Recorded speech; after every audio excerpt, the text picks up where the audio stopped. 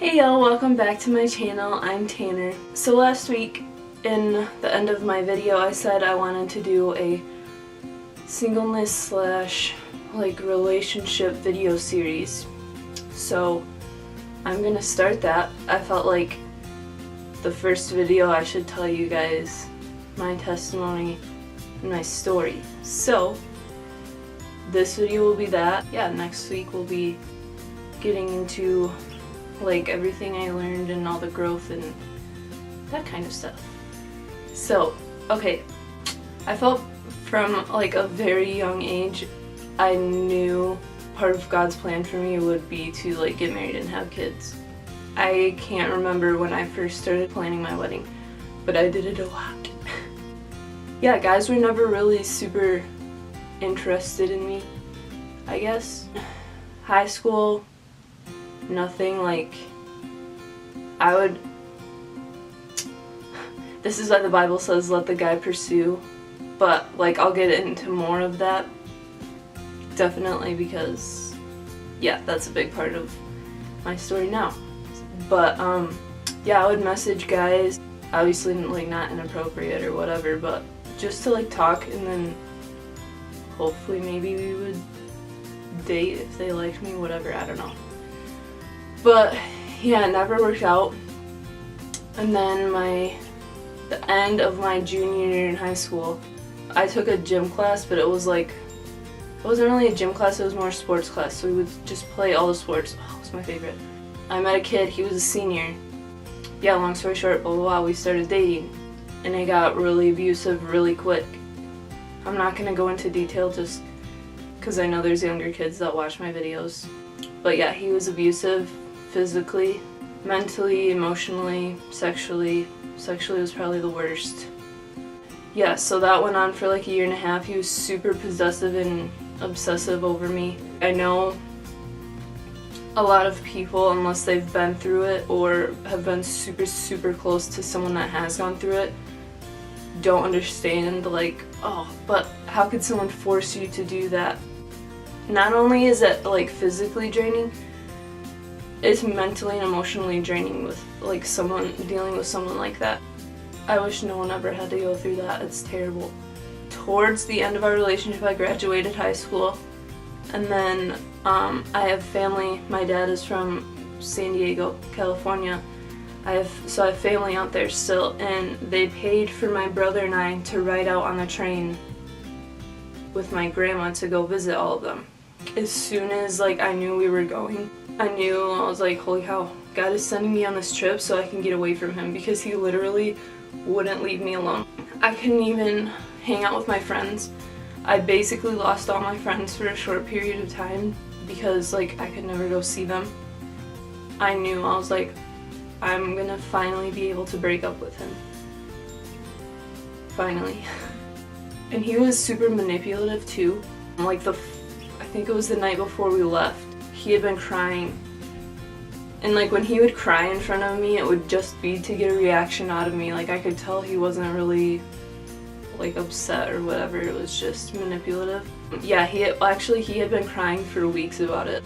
And I did, I cried a little bit the night before, but he was like, why aren't you crying? I'm just scared that we're gonna break up, you're not getting emotional. I told him over and over, I was like, I'm gonna be with my family that I get to see every few years. I'm not gonna be texting you nonstop. I'm gonna be with my family. I need some coffee. Okay, anyways. I got on the train, and my whole body, I could just feel the relief. I get to not be around him for almost 3 weeks. Thank you, Jesus. We left on a Thursday, got there Saturday morning. That's Saturday night actually, I think. I don't want you guys to think that this is how I would do things. Literally, the only way that I could break up with him was over the phone or through text. So I texted him a really long message just because it's 3 hours earlier in San Diego. So, and when we get together with my family, because we're all Mexican, we stay up really late and we just have a blast. We go out and go for a really long walks, and it's like 1 in the morning. Like, we just go, it's a blast. So yeah, I texted him this long message. I was like, I don't want you to call me. I don't want you to, you don't even have to text me back, but I'm all done. I can't do this anymore. You don't get to decide if you hurt me or not. You took so much from me, and I just wrote out this really long text. The next morning, I was woken up to over 60 texts from him, and I think it was like 32 calls. He just kept calling and calling and calling and calling. So I texted him, I was like, stop, like, I'm with my family. I told you, you're not gonna change my mind.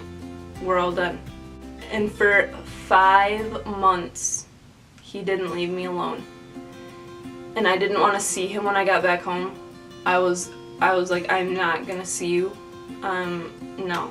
My closure is not having to see you anymore, because yeah, I don't want to see you, and I'm not gonna see you. I don't have to see you. He said that he deserved the closure in seeing me and talking about it or something, I don't know. But his closure was seeing me again, and I was like, no. My closure is not having to see you. Like, you hurt me in pretty much every way someone can hurt someone, and you don't get to decide that you didn't. He would show up at my house when I wasn't here, and at this point my parents didn't know he was abusive. So I was in San Diego, I would tell them when I got back, or I told them everything when I got back or something. So at this point they didn't know that he was abusive, so like they would let him in the house and talk to him and whatever. But he would text me or something and say like, I'm in your room crying, just laying on your bed, I just wish you were here. And again, this isn't like verbatim, I don't remember everything exactly, but the day I got back from California, I hung out, or like the day after, I hung out with my friend, and we went to the gas station because snacks. So we were at this gas station, and I'm getting a drink, and I think she was like pumping gas, and she runs inside and she's like, Tanner, he's here. And I was like, so I ran in the bathroom, and he was texting me and calling me. He's like, you don't have to act like I'm some criminal, like I'm out here crying and people are looking at me. You don't have to stay in the bathroom, you can come out. Like, I'm not a criminal, I'm not some like freak, crazy person. I was like, I'm not coming out of the bathroom until you leave, so please just leave. Like, I'm not gonna come out and see you. Just leave, please. He tried and tried, so I called my dad, because my dad is like, so I called my dad because, yeah, my dad is like the nicest person you will ever meet. Like, I literally could count on one hand probably the times I've seen him actually get like mad and like kind of blow up. You don't mess with his children. So I called my dad, I was like, Dad, he's here, I'm in the bathroom and he won't leave. I think he finally left, but if I remember right, I think my dad came and made sure. I love my dad.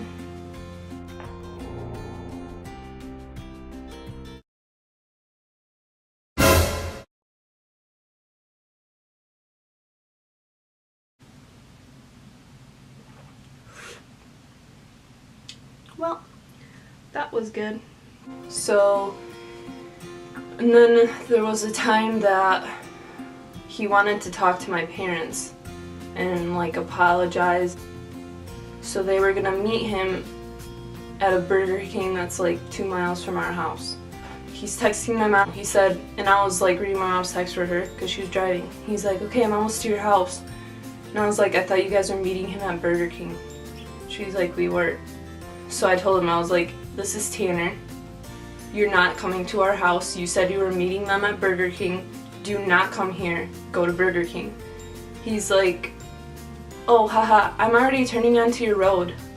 Like, as if this is funny. And I was like, then turn around and go to Burger King. You're not coming to my house. I'm here. This is my house. You're not coming here. So I ran in my room. I threw the blankets over my head in case he came in my room. so I wouldn't have to look at him. And I laid there and I called my dad. I was like, Dad, you need to come home. He's here and he won't leave. My dad got home. Woo! He was fuming. He made him get out of the house and go stand behind our house by our shed so I could leave and go to my friend's house. At this point, my parents knew that he was abusive. Yeah, I went to my friend's house. That happened a couple times. He would show up at our house. He literally would text my friends and, you really need to tell Tanner to like at least see me so I can have closure, or we can have closure. He would text my mom, he would text me, he would text my friends for months and months, literally like 5 or 6 months. I'm not exaggerating. Finally, he stopped. So after that, I was like, okay, I'm all done. I'm letting God bring my man. Then the following year, 2016, I went up to Alaska on a mission trip, which then I again went in 2017 in the summertime. I love that place so much. It was a blast, the memories that I made up there, oh my word. But yeah, I met this guy up there. Like, I really thought that God had sent him. Like, we hit it off. We were both like on staff at the camp, so we were running things together, and we hung out once after we got back from Alaska because he ended up being from here too. Like the following week, all of a sudden, like he started acting way different and pretty much just ghosted me. And that was the most hurt I've ever been by a guy. Like, I didn't even fill in all the little details. And then there was a kid the second year up in Alaska who was from here too. And during this whole time, I was like really studying and like trying to understand a biblical relationship, godly relationship. So I grew a lot in that time. So then this kid came along. Yeah, like we liked each other, but like I knew, I was like, no. And I told him that right off the bat. I'm just telling you this part because like when you like really try to understand, like God gives you so much wisdom and you can like see what would be bad for you and what would be good for you. So yeah, I was like, this isn't part of God's plan. So that was in 2017. And then we got to December 2019. This is my favorite part.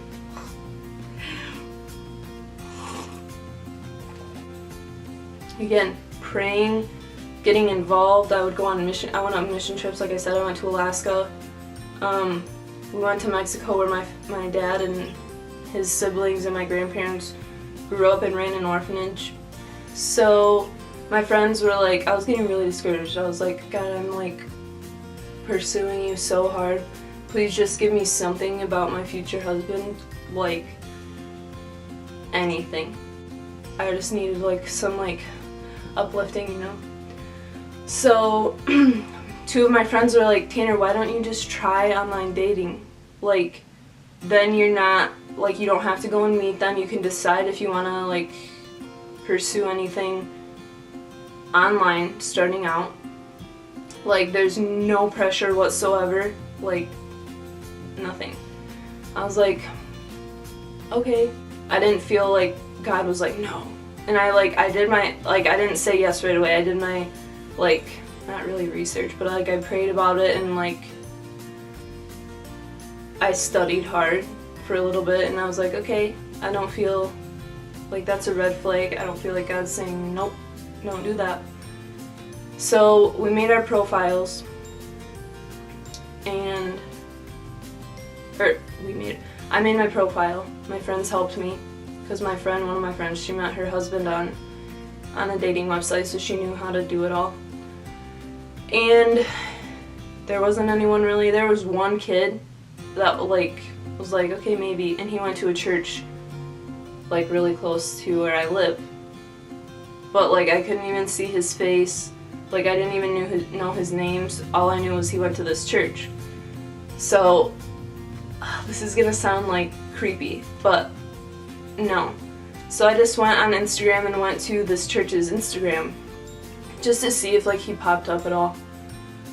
And I was scrolling, I found this account for their church for like, I think it was their young adults, but they had went to Yosemite, and like, I love traveling, so I was looking at the pictures, and like now I'm just like looking at these Yosemite pictures because they're insane.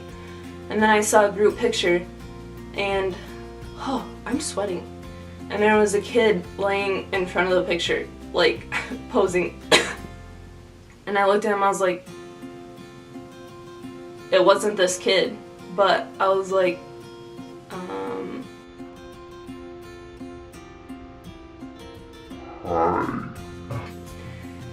So I was like, okay, and I kept scrolling and I saw him again. I was like, alright. So I clicked on his profile, and I had made a list of everything that I want in a husband. You guys, I am not exaggerating when I tell you that just looking through his profile, which he still doesn't post a lot. That's fine. I'm not kidding you. He checked off everything on my list just by looking through his profile. Literally everything. And I was like, holy smokes, I have to do something.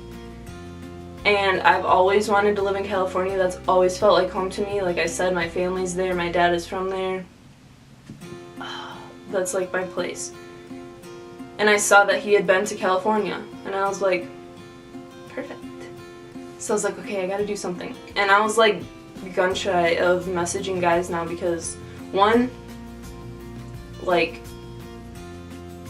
the guy is supposed to pursue, which I said I'll get into that more later in this series. So like I talked to one of my friends, well, a couple of my friends. I talked to my cousins and my aunt. So like I talked to people before I just went and did this. So I was like, okay, I'm gonna do it. So I messaged him and I said, hey, I noticed you've been to California. I'm going back soon and I want to see more. Like, what are some places that you loved? We started talking. A week later, we figured out we wanted to hang out. A week after that, we hung out for the first time, and that was a Friday. And then that Monday, we told each other that we liked each other, and he asked my parents' permission if he could date me. And now we're getting married in less than 2 months. He's everything I prayed for, like everything I dreamt for. You guys will just know, like, God is still like confirming in like our wedding planning. Like, just things are happening. The only answer to all of this is God. God is so faithful. I promise you, like, just make God your number one. Pursue God. His promises will come to pass to you. Like, he doesn't hold any good thing from you.